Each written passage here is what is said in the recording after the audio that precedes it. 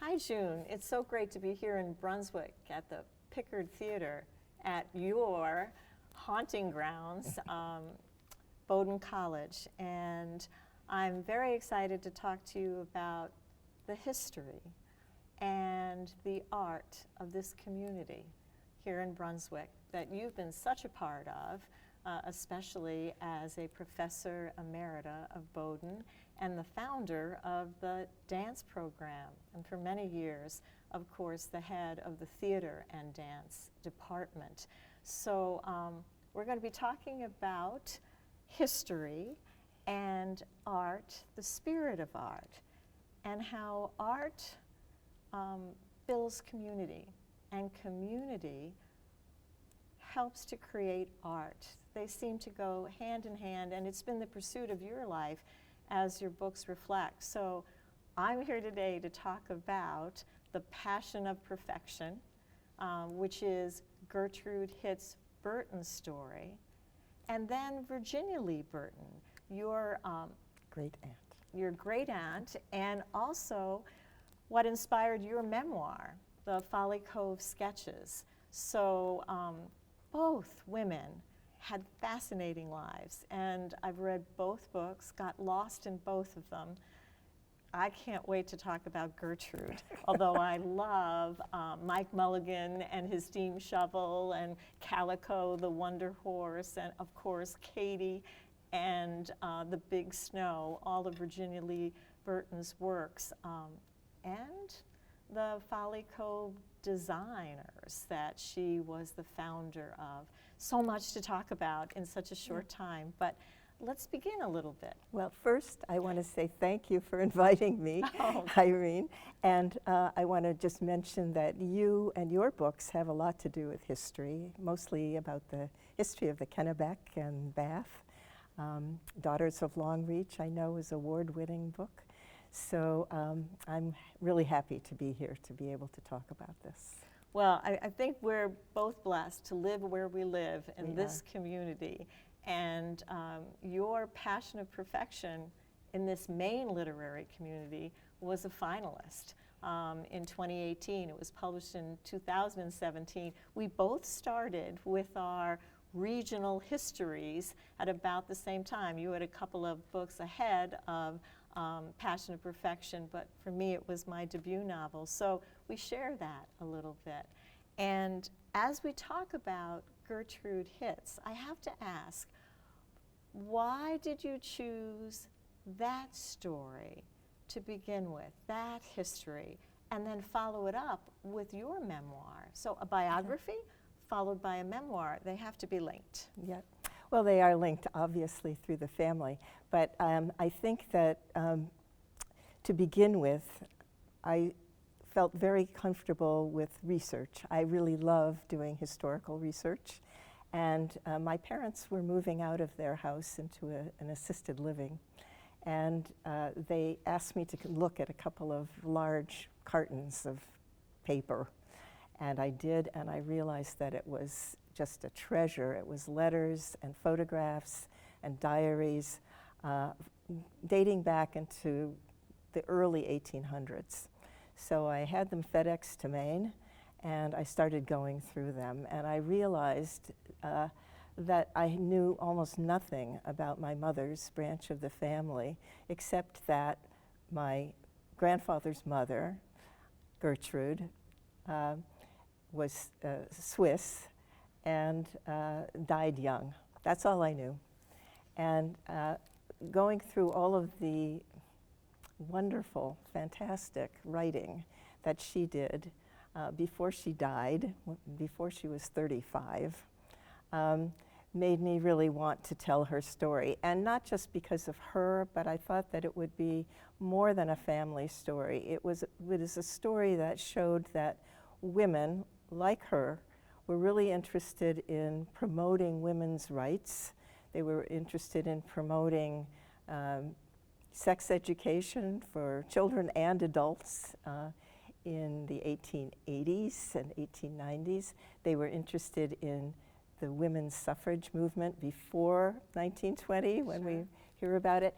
So I just thought that because because she was so emblematic, really, of a time that I had known nothing about, I really wanted to write about her, and it took me 10 years to to finally publish this book. But I felt it was a labor of love in a way, but it was also just the most expanding sort of work. Well, the research is breathtaking. And to compare it to the Folly Cove sketches, you certainly went long and then you went short. Yeah. But Gertrude, born in 1861, I believe May 29th, and I loved Yes. the way you began it. You said she came 6 weeks early Yeah, and she died too soon. yeah. She came too soon and she left too soon. And you literally ended it with a beautiful line. And I don't want to embarrass you too much to be reading from your book, but I was lost in her story. It was nonfiction, and sometimes nonfiction deep with research can be laborious, but it flowed. And it was a real page turner, to be honest, because her life was filled with unexpected turns and twists. I especially have to say that she met incredible people. So born in 1861, we know that that's the beginning of the Civil War, a month after its start. And she knew Walt Whitman, who actually nursed during the Civil War. And her mother was Jane Hitz, father John Hitz. And how you come full circle in that your grandfather became a Supreme Court justice. Her son became a Supreme Court justice. Her home, Jane Hitz's family home, is across the street from the Supreme Court on Avenue A or Street A. I don't know the DC map too well, but I found that so amazing. And in addition to Walt Whitman, they knew Clara Barton. John Hitz from Switzerland, the family tie, helped Geneva Red Cross, helped Clara Barton establish the American Red Cross. And then there was the connection also with Helen Keller and Alexander Graham Bell. Your Gertrude, and I'm going to call her your Gertrude because this is your family line. She actually worked for Alexander Graham Bell in his school for the deaf. Kindergarten. She was a kindergarten teacher. And he was working with the deaf because Alexander Graham Bell's wife was deaf, and not with sign language, but with a writing form. Of course, they knew the founder of sign language as well. This became an intense community. And this is what her work started as. But as a Victorian woman, she married and had 2 children. Of course, that's why you're here today. That's right. We have to applaud her son and your grandfather's name, which I always confuse with his father, was Harold Hitz Burton. Harold Hitz Burton from Ohio, Yeah. a former legislator, mayor of Cleveland, senator. You grew up in Ohio, and yet you all came back to the Northeast. Obviously, your grandfather went to Washington, D.C. as a Supreme Court justice. To get to the end of the book and realize that your grandfather was instrumental in Brown versus Education and the desegregation of schools, and to begin the story in 1861 with Gertrude, who lived 34 years, went back to Switzerland, went back and forth on the ocean, died at a sanitarium of tuberculosis too soon, or what was believed tuberculosis. It was, in the sanitarium. But what a rich, breathtaking story. It is rich, and I think that what it does is really acquaint people through one person with the whole universe of culture and what it felt like to live at that time, and that she was really immersed in some of the really important movements of that time. And the struggle of being a woman in the Victorian era, and there was no birth control. No. And women really didn't have the same professional career path. Not at all. And she struggled to make a difference and leave a mark. And from the art side of you, because we're going to begin to talk about your great aunt Ginny, who you actually spent summers with when you were in school at Connecticut College, and your great aunt Ginny was at Folly Cove, Cape Ann in Massachusetts, between Rockport and Gloucester, right? So a beautiful area, and certainly we know how Maine inspires art, and certainly a community as well. But that Gertrude, before her mother Jane Hitz, ahead of her time, did divorce her father, John, and she established a cottage by the sea in Deer Isle, which I understand your family for generations has visited.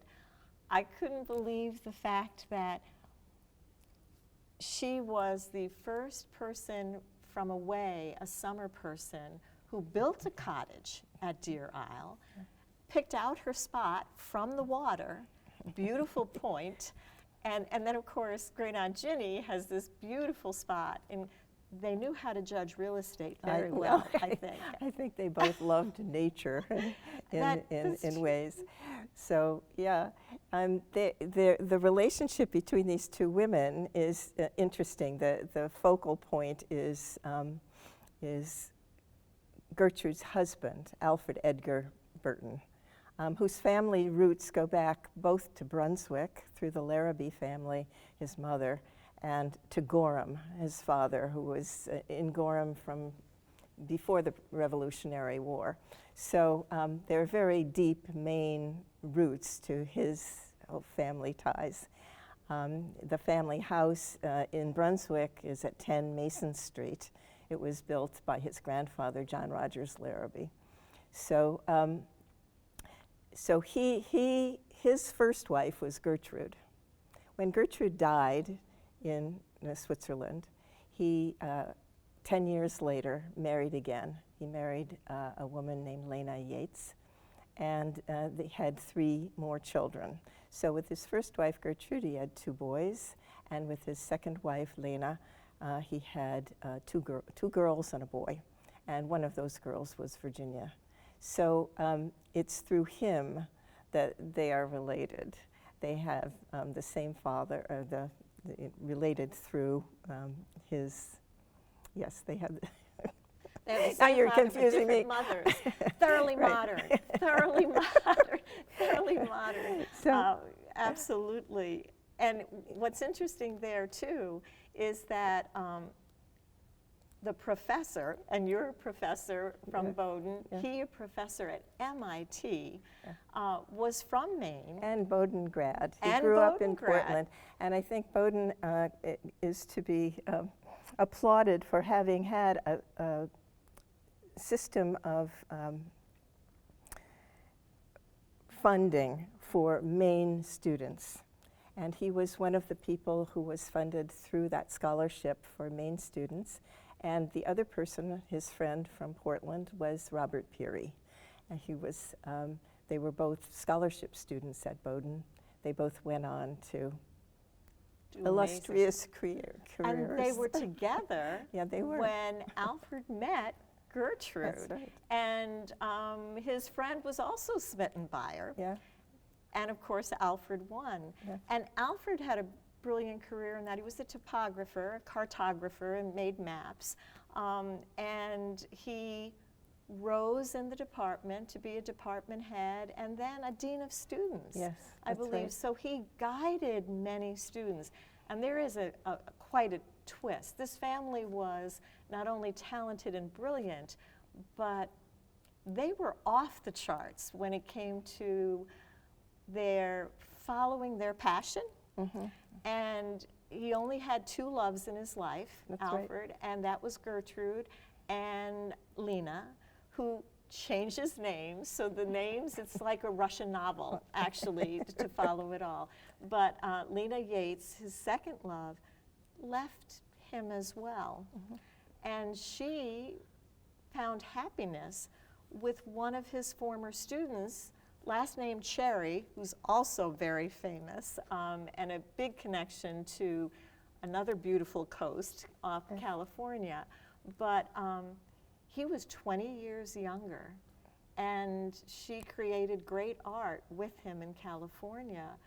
But Alfred was so true, and another element in your family's history is family, and how they managed to stay bonded despite all the change, which is something that your great aunt really portrayed in her books of adapting.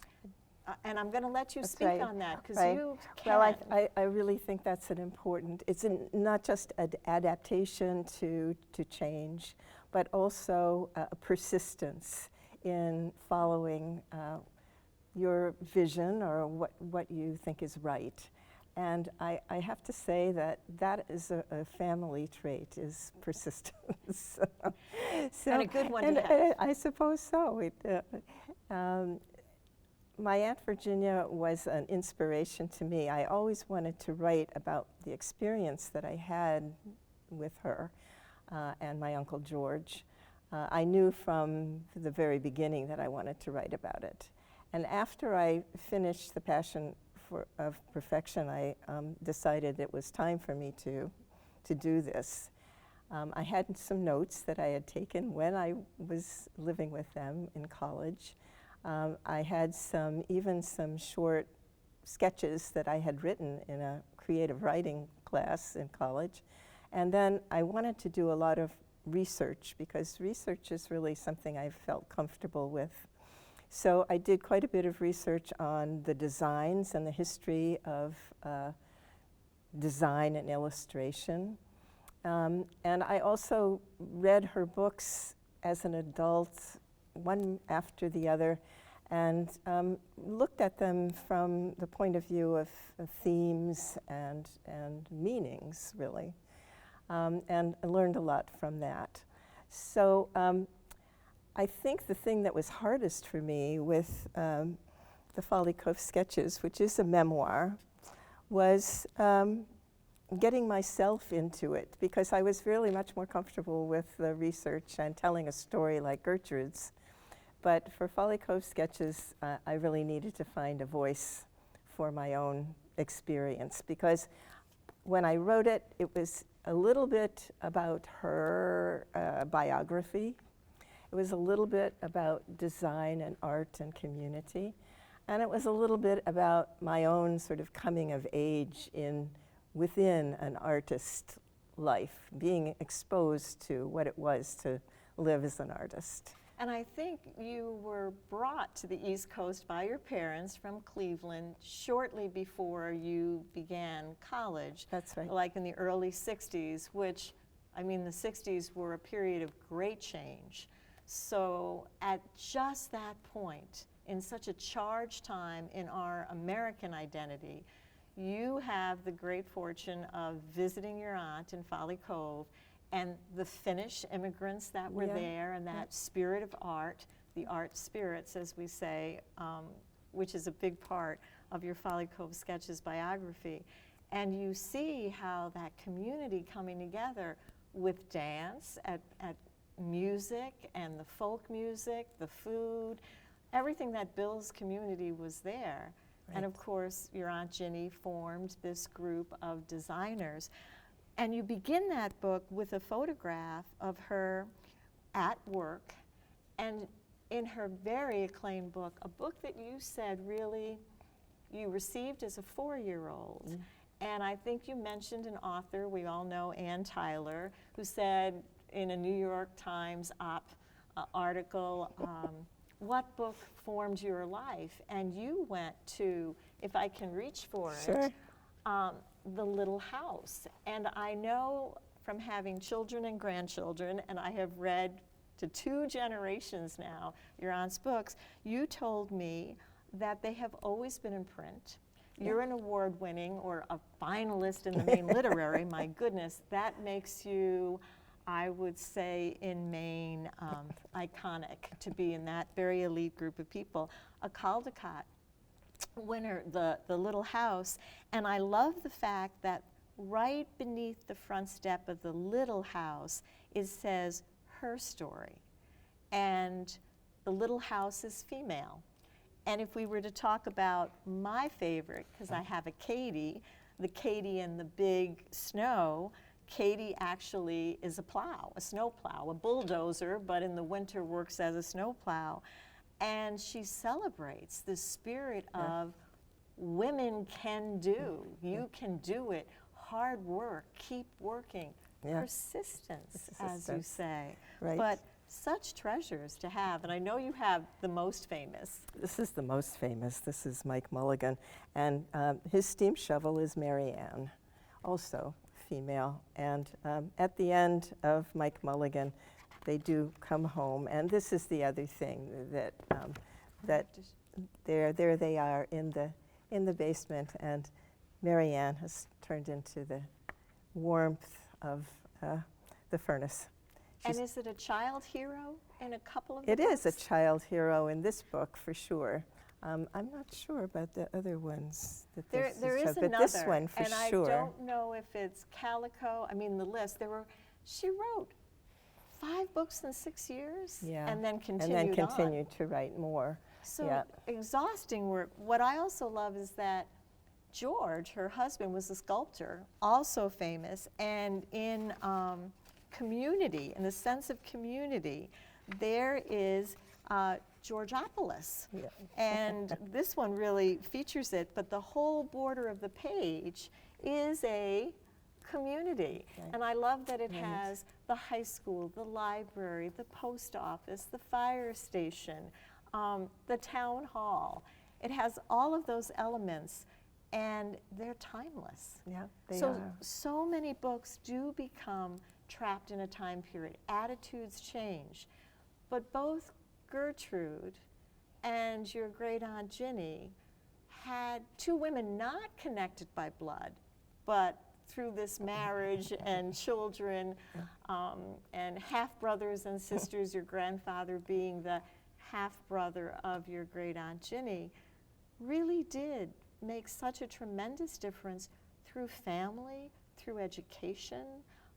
I know in your Folly Cove, you mentioned self-education being Yeah. important, to be explorers. And I think that those women lived their values. They did, and I think that what was most lasting and inspiring to me was seeing that they could live a local life in a small community that was supportive, and that they helped to make themselves. And one of the reasons I think I felt very comfortable coming to Maine and making it our home, our family home, we came in 1970, was because I had seen what it was like to live in a small community, and to see how nurturing it can be in various ways. I started out teaching at Brunswick High School. And French, right? A French and English. Okay. Yeah, I had one English class too. And that was a wonderful way to come into a community and to begin teaching right away, because it really introduced me to a lot of people, but also to the culture that was here then, which is actually different now than it was then. I think Brunswick has changed over you've those adapted. years. And Bowdoin I has guess I've adapted. And Bowdoin has certainly changed too, because when I first started teaching at Bowdoin, which was the next year, there were no women. They had just, Title IX had just been 1971. 1971. So Yeah. that was a big change. That was a Huge. challenge. Huge. It certainly affected me too. Yeah. I went to a liberal arts college that had just gone co-ed. I was the 3rd class of women, not so far away in Massachusetts. And so I understand the enormity of that kind of change. Yeah. And you were there with a dance program. And I have to mention that you so beautifully, when you compare Folly Cove and Brunswick and small towns and the impact they have, which was also part of Georgopolis in your Virginia Lee Burton's book, I think of the designers, and there was one called The Diploma. Yes. And your book has some beautiful images of the block printing that was done on textiles that really had national and probably international appeal through Lord & Taylor, a big department store of that era, mostly the 1940s. So now we're talking about this change and how your adaptability came from witnessing this cooperative. Yeah, it was a collective, and it really worked the same way a guild would work. I mean, it was important for each designer, many of whom, most of whom, who had had no art training previously, that each designer think up the design, continue and make the design, have it accepted by the collective, dig it into the linoleum block and print all the designs themselves and label them and sell them themselves. So the designers were not just designers, they were designer craftspeople and everything else, and they had to work hard at it. I want to show you, this is one of the placemats, actually I have two here. This is the one that's used as part of the book, and this is Ginny's most popular design, probably. The gatos, the cats, yeah, absolutely. But to look at the blocks that have been cut for these block prints is to just be blown out of the water by the detail and the fine technical skills of the And there were designers. two of them in your book that you featured, the Diploma and then the athlete getting in shape. Right. And you talk about Reducing. that on the borders and the print, that there was movement. Yes.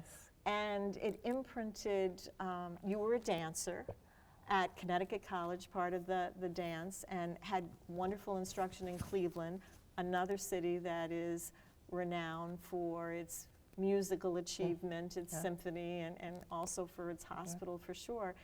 But you saw that movement worked out in this block print, and it influenced the way you taught and how you planned curriculum, choreography, ethnography. All of those elements came into dance. Could you tell us a little bit about how you formed this program? Title IX, we've come full circle. It was the 70s, but you were adapting because what you had seen in the 60s, you were ready for it. How did it come about? And then tell us how long it took to actually form this. We're sitting at the Pickard Theater. Right. The theater and dance department. That was a journey. Yeah, that was a journey. And I think that in a liberal arts setting, the idea that that art is available to everyone, that you don't have to have previous training, that you can, it was the same philosophy that Virginia Lee Burton had in terms of design. You didn't have to have art training. You could learn some various techniques, you could be guided, you could be helped, and everybody was really capable of making their own work, of creative work. So that's why I came to Bowdoin and felt that through modern dance, through movement, we could do the same thing. It was not with the idea that we were going to train professional dancers. It was not with the kind of idea that this would be a Juilliard. This was the idea that students who were interested in the arts in general, and we had many women and men who were interested in music, in making film, in photography, in painting, who were also interested in movement and dance as an art form, and theater. So it was really, I think, the ideal way to introduce dance into a liberal arts curriculum. And the students responded very, very positively to that. I think that between 1970 and 1987, when I was actually hired as an assistant professor, was a long sort of gestation period. But I think that what happened during that period was that an administration that had been used to an all-male school became more used to having a broader sense of who their students were and what the kind of learning their students were doing. So I was very happy in 1987 when a department was formed, and I became the chair of the department. 16 years after Title IX, Yeah. and it really does show your perseverance that you have that gene that allowed you to do that, and also the gift of time. And I'm sure you feel that. What a blessing, what a joy. And you are standing on the shoulders of the women who came before. For sure, not just the ones in my own family either. I've been extremely lucky in the sense that in the early days here at Bowdoin, I was alone basically, but that freed me to do what I felt was the best thing to do. And I also was able to hire wonderful, wonderful colleagues as time went on, so that by the time it became a department, it wasn't just me. It was me and my colleagues who had been able to do really wonderful work. And it enabled me also to expand. I got a graduate degree in dance and anthropology. And so my interest in not just a narrow field of dance, but in dance as sort of cultural expression, dance that it was inclusive, so that you weren't just looking at, say, a pyramid of ballet at the top and other things down, way down low, but as a circle, as all kinds of dance, really, and music, being really interesting expressions of various values and norms that came from their own cultures. Which builds a community. Which to, builds to a bring community. those influences to this theater, to this community from Right. outside. And like Gertrude, who went to Switzerland, who yearned to go back to Europe after being there as a child with her father. And like the Finnish Yeah. that you met, who were involved in the granite industry. Granite, very similar to the immigrants who probably came to some of our ports. You had that sense of roaming, sense of exploring to find all these things. I believe you went to Africa and abroad. We were lucky. My husband's an economist. David is a development economist.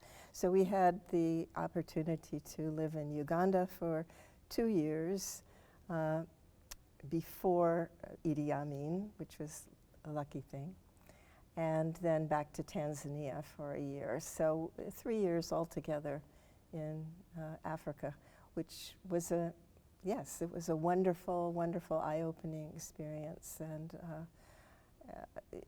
I think everyone should have the experience of living abroad in one certainly place or enriched another. the way you view the world. Yeah. And Yeah. I know that when we first met, you said that your great aunt Ginny and your summers with her influenced the way you saw the world. Mm-hmm. And if you want to expand on that, it's very obvious when we read the book. It's so clear that that get on with it, the persistence, don't waste time.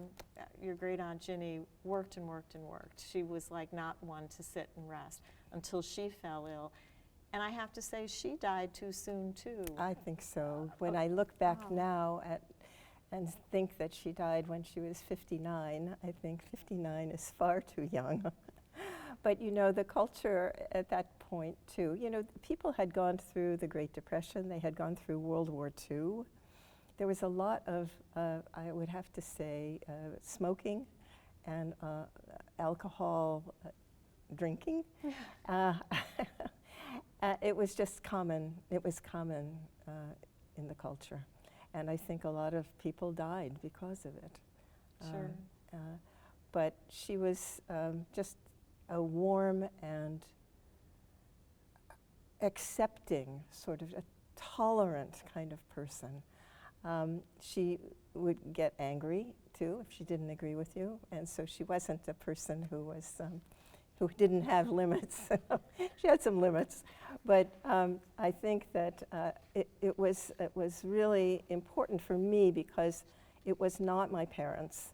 It was someone who was part of the family and yet someone whom I hadn't known before I met her when I was 17. So I was a little bit an insider and a little bit an outsider, so I could appreciate things that I think that sometimes among your closer family you don't always see or appreciate. Well, your two muses actually, I think, express change. Their two lives and how they led them and what their goal. I thought when I reached the end of your memoir that you had a photograph of the sculpture that George, her husband, and she dedicated, I believe, Katie to Dorji, which is really George. And it was a dancer, really. And I'm looking at it, it's at the end, and I don't have my glasses, but it is that Ginny in heaven, basically, is what it is. And she is just arms up, kicking in this dance gesture. And you were the founder of the dance program. And she died, I believe, in 68, in 1968. She did. And you really came to Brunswick in 1970. Right. And within 15, 16 years, Bowdoin had a theater and dance program, and I know how much you're loved here and remembered. And the emerita, when I say professor emerita, is such an honor for a teacher, is that we did a little online book club together, Maine's 2020 Reading Connection. Talk about community. It was formed when community came to a grinding halt in 2020, actually started in April of 2020 as a response to we have to keep connected. And community is all about connection and all about what your muses talked about.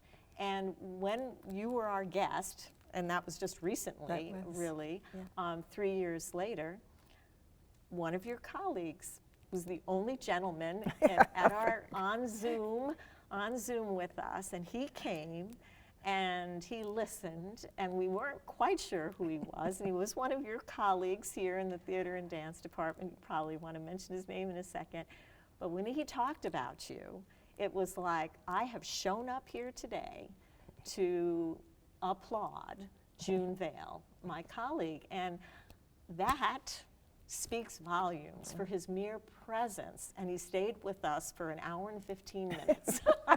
So, well, he shall remain nameless. He shall remain first name basis. Nameless, but he but I appreciated that, and I appreciated being invited to speak to the group. I thought they were really loyal to you and loyal to each other, I think, as a community, and to the arts.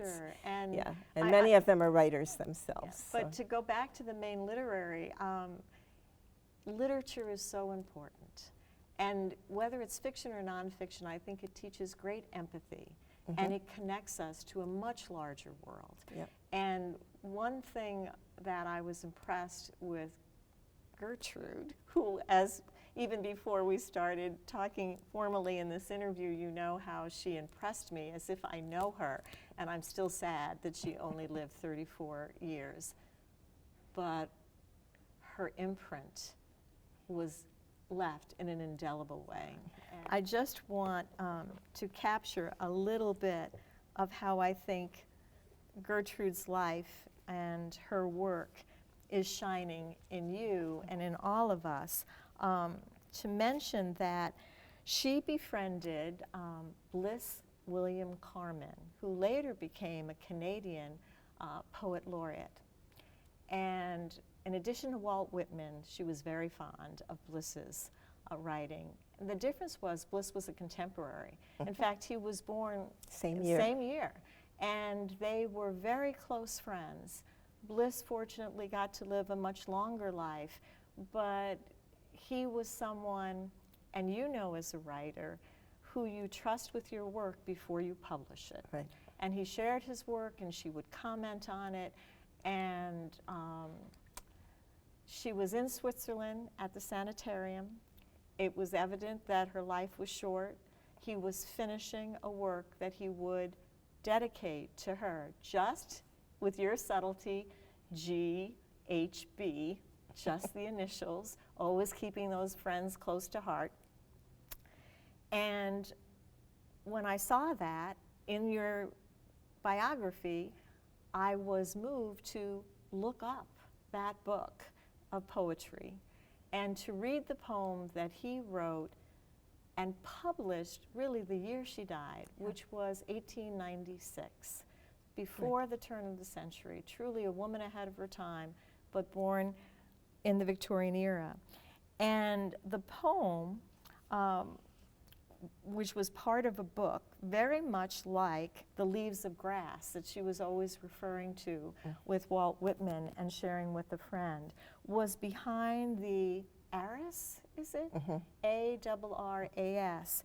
And at the end of the poem, which was written before she died, some quiet April evening, soft and strange, when comes the change, no spirit can deplore, I shall be one with all I was before, in death once more. And what Gertrude, her biography showed, was her fearlessness, even confronting death, with her acceptance, with her adaptation to it. She instructed her father, who then was probably in his late 60s, to purchase gold chains for her two sons, Arnold and Harold, who was your grandfather, the son who would become a Supreme Court justice. And she wanted them to wear those gold chains for their lifetime. And she thought of all the little details. And John Hitz, her father, had one of her poems, and you mentioned the connection with nature that both Gertrude and Ginny had. And you probably remember the title better than I, but I thought of Ginny's books. And it was The Story of the Little Fern. The fern. And it really was teaching how little ferns propagate and one fern becomes many, and how the garden grows, in a way to introduce children to how we populate the world. Her view of a very pure way of bringing every child a wanted child into the world. I couldn't think of a more fitting tribute for the father to have it made into little books to give to the children as her memory. And what a beautiful way to share with the world, this is how life and the continuance of life should be. It was just a perfect way. And you ended, and I can't remember the exact quote, but she passed too soon and she was born too soon. She was born 6 weeks early. She came too soon. Yeah, I think that the idea of curiosity and eagerness and energy in life is really important to both of them. And George's sculpture that you mentioned, and also Gertrude's attitude of curiosity toward what might happen when she died, are just really, I think, very comforting and very inspiring ways to look at life. And at the very beginning of Folly Cove Sketches, I have a quotation from Thornton Wilder's play, Our Town, which seemed appropriate because he says, I wonder if human beings ever really realize life while they live it. So it's a question of, I think, being aware of and appreciating life as it is, accepting it and being curious for more and having the energy to go forward. That both of them seem to have embodied. we begin and we end with the connectedness and community and how community inspires art and supports the art. And I remember now the Thornton Wilde, Our Town, because when we spoke about it at the book club, I often describe, and it is my newest novel, Lavinia Wren and the Sailmakers, which really is the history of Thomaston and the Dunn and Elliot sail loft. But what's interesting there is I describe that book and really Daughters of Longreach as a little bit of Anne of Green Gables and a little bit of Our Town. And those two books, or it was a play, the 3-act play, Our Town, really made an impact on me. As you mentioned, we go to Ann Tyler, The Little House. I saw Our Town when I was in junior high. And it was a Broadway troupe of actors that brought it out. It was an outreach program. And I believe when I watched that play, it just impacted my entire view of how literature should be. Literature should be in that family saga, that continuance, which you exemplified, which Gertrude wanted, and really what, in fact, you mentioned Our Town, and in your book, the Folly Cove Sketches, I believe it was The Little House came out a year after Our Town was released, and you felt that The Little House was inspired or connected to that same school of thought. I would say that the 1930s, and 40s was a time when Americana was important in both art and literature. So I think, and dance, I will say, Martha Graham's dances. So I think that there was a kind of zeitgeist at that time where people were appreciating America as America. And there was, I mentioned Walt Whitman, and all things come back to Walt Whitman, also a favorite of mine, but you mentioned at the end of Gertrude's life when she was at the sanitarium, and this speaks to friendship. And both Virginia had that collective. Those friends were when she passed, the Folly Cove designers ended. She was the leader and inspiration. So it was their community. Well, even though Gertrude traveled so far, she kept very connected, and she had a lifelong friend, Mary. I believe it was Mary Smith. Mary Smith, who became Mary Berenson, Bernard Berenson's wife. Right. Famous also because married the Irish barrister, lived in London, and then she reconnected also through little matchmaker Gertrude in a happier relationship.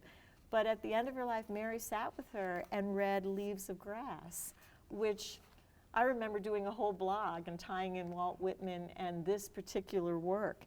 And the line that they read from Poem 48, no array of terms can say how much I am at peace about God and about death.